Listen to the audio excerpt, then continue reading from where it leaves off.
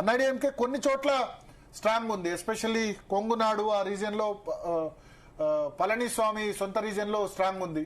So Bharatiya Janata party కానీ అన్నాడీఎంకే కానీ అది ఓడించలేదనుకున్నారు. డిఎంకే యాంటీ ఇన్కమెన్సీ అనుకోండి. Maybe Hindu oats also Bharatiya Janata party వైపు వెళ్లేదు, ఎందుకంటే అన్నామలైకి టికెట్ ఇవ్వలేదు. అక్కడ స్ట్రాంగ్ కోర్ లీడర్ ఆయనకు అన్నాడీఎంకే ఆయన పూర్తిగా పక్కన పెట్టేసింది. అన్నాడీఎంకే వాళ్ళిద్దరి మధ్య ఈక్వేషన్ రాకపోవడంతో విజయ్ ఏమో పూజలు చేశారు. విజయ్ తండ్రి చూడండి, ఇప్పుడు తిరుత్తని ఆలయంలో పూజలు చేస్తున్నారు. ఓపెన్ గా టెంపుల్స్ వెళ్తూ పూజలు చేశారు తమిళనాడులో.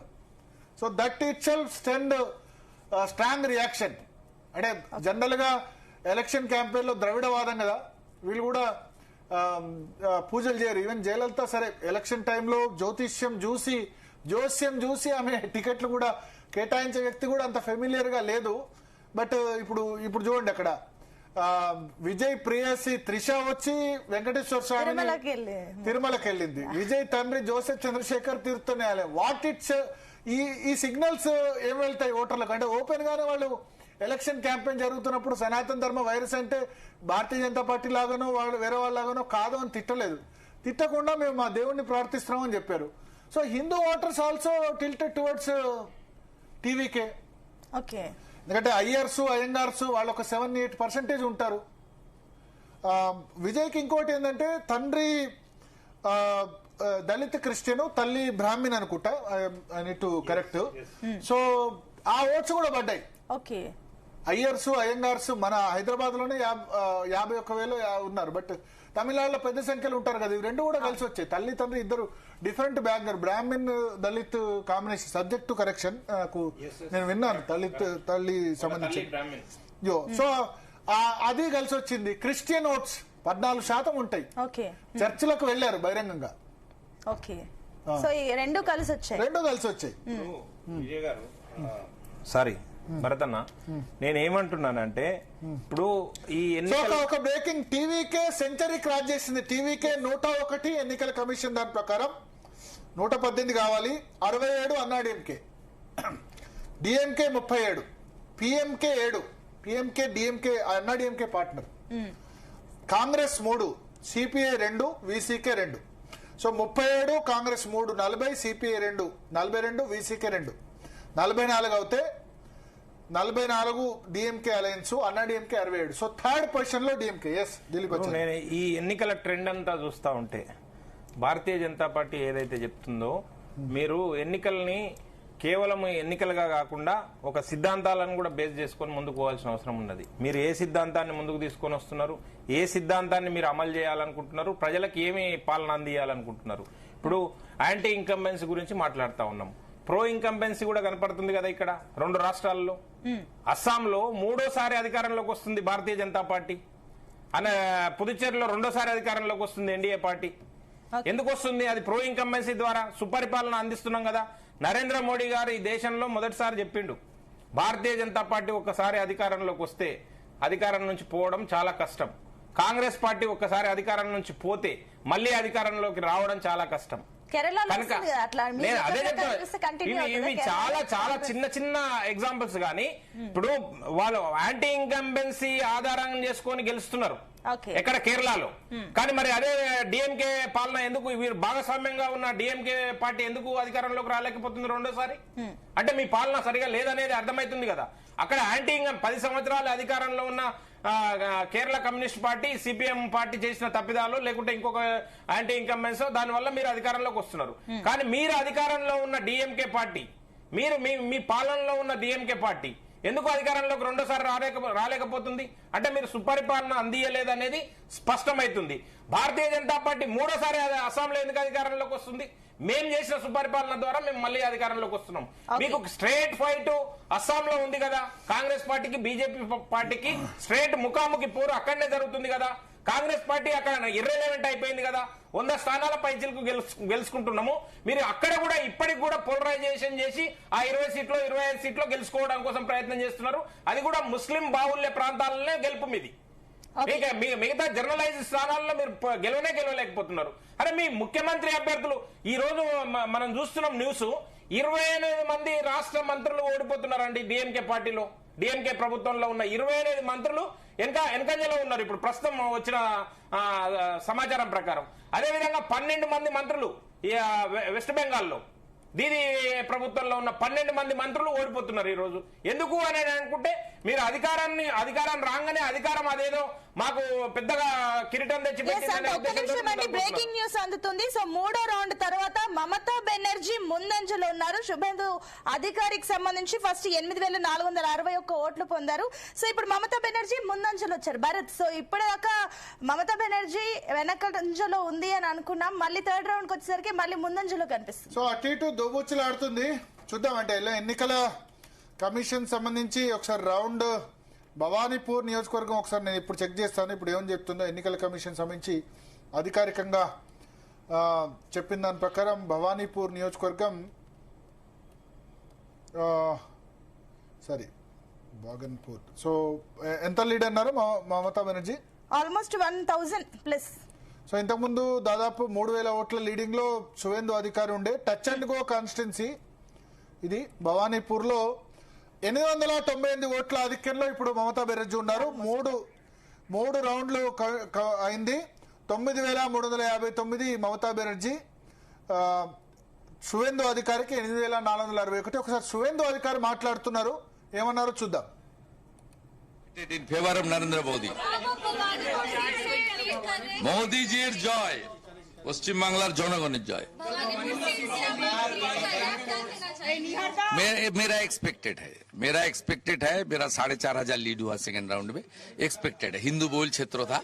গোটা রাজ্য থেকে খবর নিয়েছি 3 রাউন্ডের শেষে বিজেপি 165টা সিটে কমফোর্টেবলি এগিয়ে আছে গোটা রাজ্যের। আর নন্দীগ্রামে আমার 3rd রাউন্ডের শেষে আমার লিড আছে 6,777, অ্যাপ্রক্স 7,000।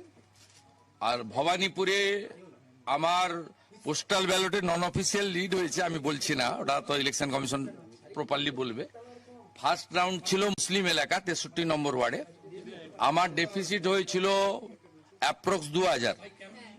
সেকেন্ড রাউন্ড ছিল হিন্দু এলাকা, আমিও 2,000 কাভার করেছি এবং এখন 2,200 ভোটে আমি লিড করছি ভবানীপুর অ্যাসেম্বলি থেকে। মমতা ব্যানার্জি পিছিয়ে গেছে। আমার সেকেন্ড রাউন্ডে 4,500 মতো লিড হয়েছে।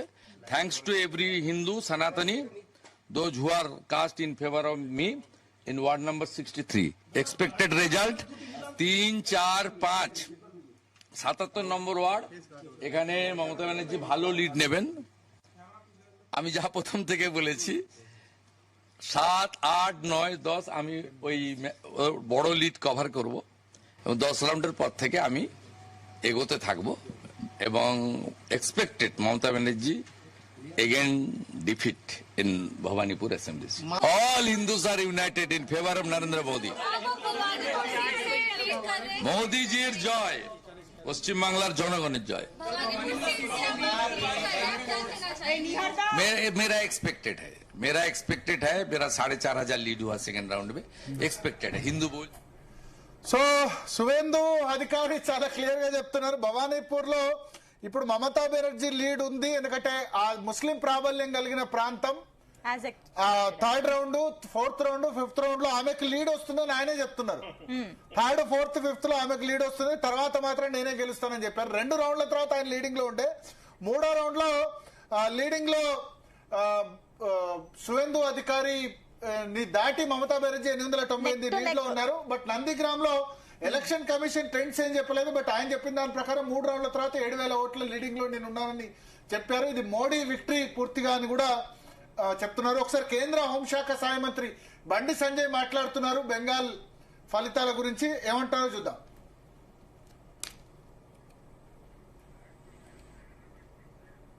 దేశ ప్రజలు కూడా ఒక విభజన, ఒకటి విష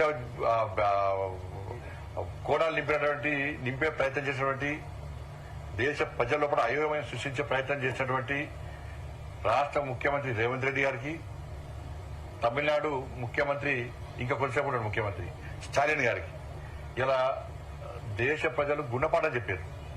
పాపం రాష్ట్ర ముఖ్యమంత్రి ఏడిపోయినా ఒకటే, తమిళనాడు వేండు అవుటే, మధ్యప్రదేశ్ వేండు అవుటే, బీహార్ వేండు అవుటే, హర్యానా వేండు అవుటే.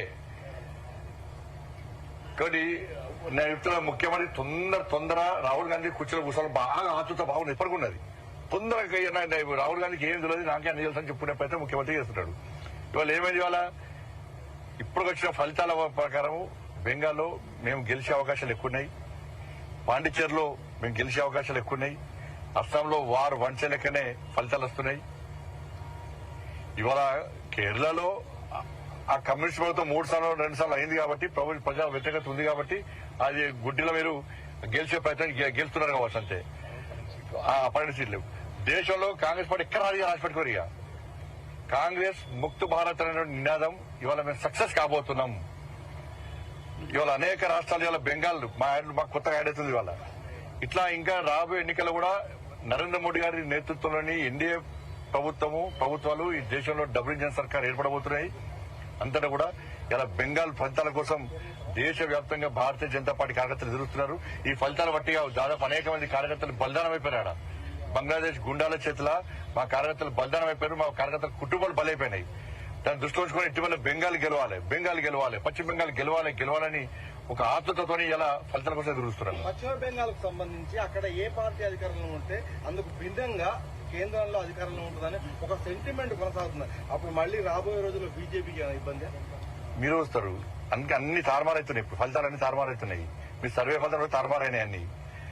నరేంద్ర మోడీ గారు ప్రభుత్వం కాకుండా ఏ ప్రభుత్వం వస్తుందని చెప్పు నాకు చెప్పండి. రాహుల్ గాంధీ అయితే వాళ్ళ పార్టీలో మాకు ప్రచారకే రాహుల్ గాంధీని నాయకుడి లెక్క వాళ్ళ నాయకులే గుర్తిస్తలేరు.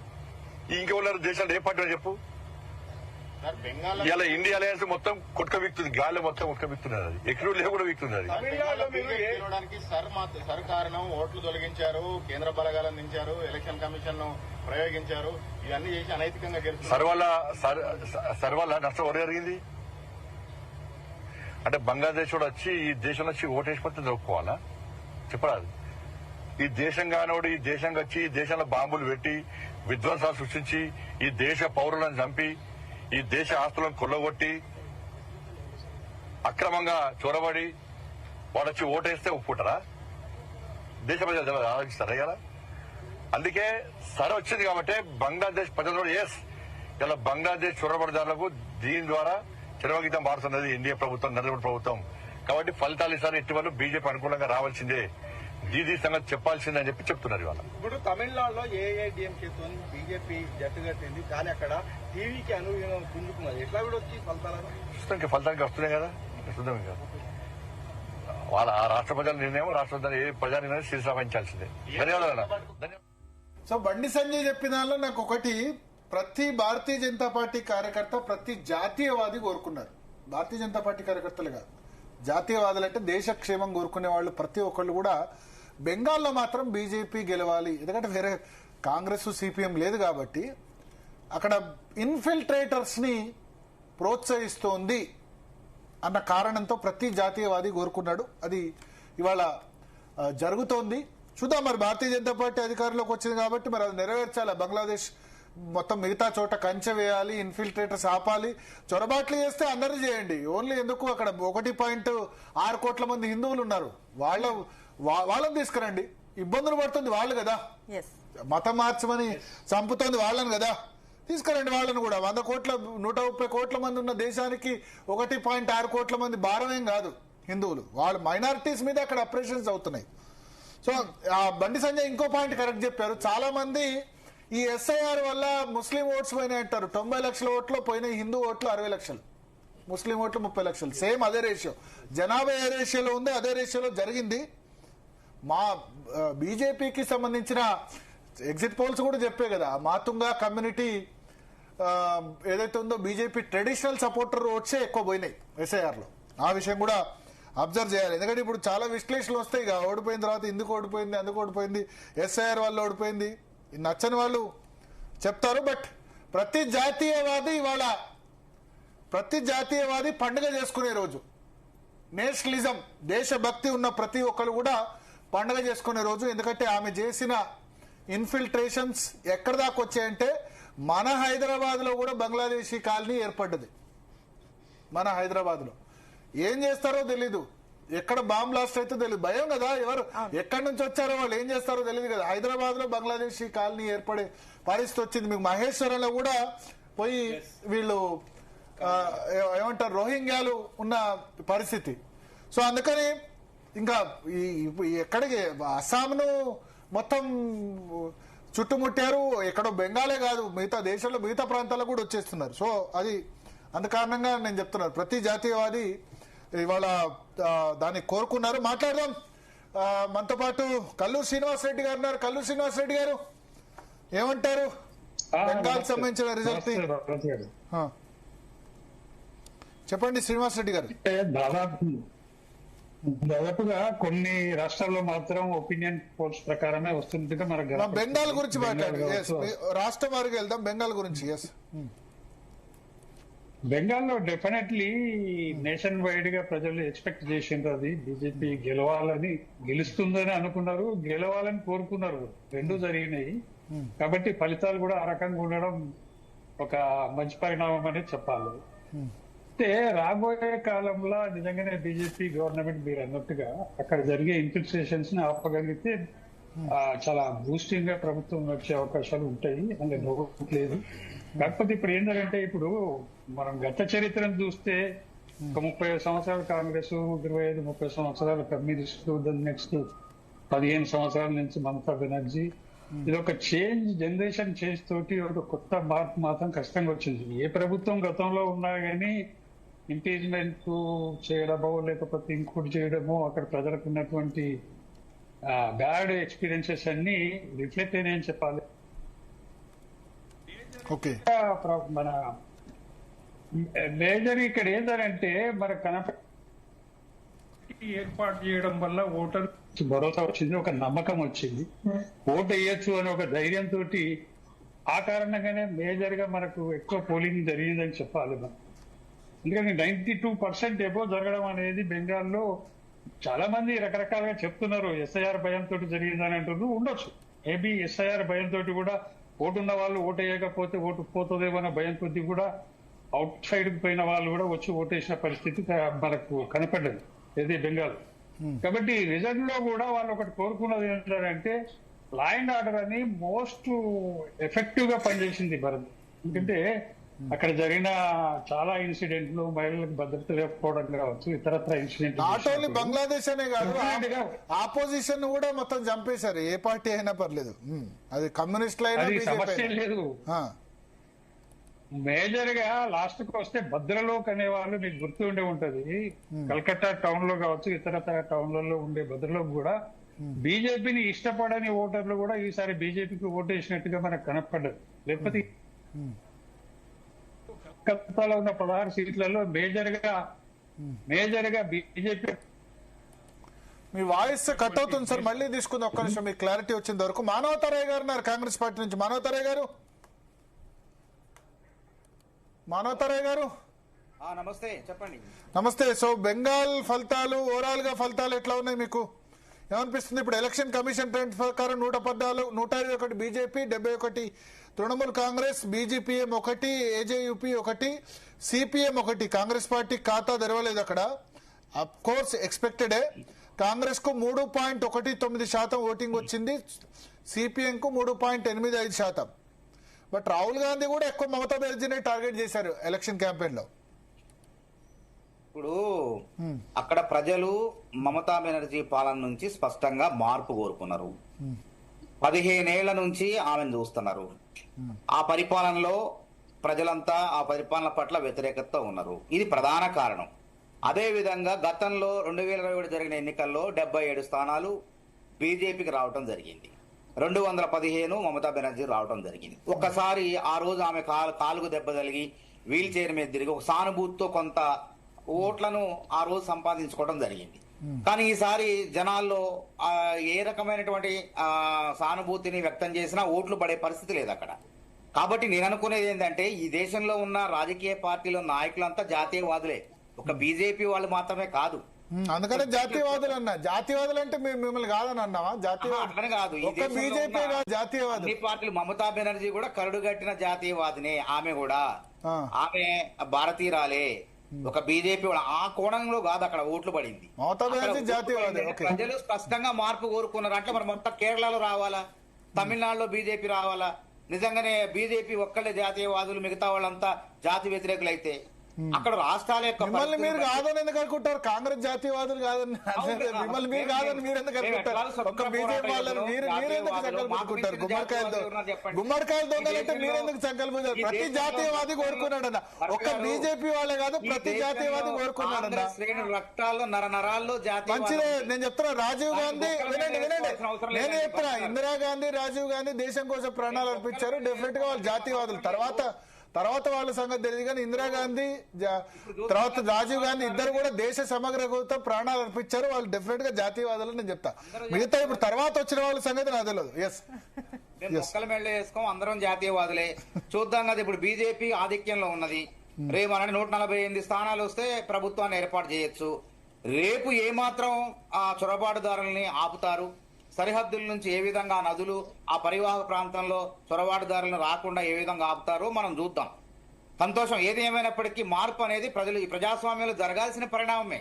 దీన్ని అందరూ కూడా ఆహ్వానించాలి. ఎప్పుడు ఎల్లకాలం ఒకే ప్రభుత్వాలు ఒకే పాలకులు ఉండటం కూడా ప్రజాస్వామ్యానికి హానికరమే. ఒప్పుకుంటున్నారైతే మమతా బెనర్జీ చొరబాటుదారులను ఆపలేకపోయారని. వీళ్ళు కూడా చొరబాటుదారులను ఆపుతారో చూద్దాం కదా. ఇప్పుడు ఎవరంటే చొరబాటుదారులను ఆపాలంటే ఎవరు చేస్తారండి? అది ఒక రాష్ట్ర ప్రభుత్వమా?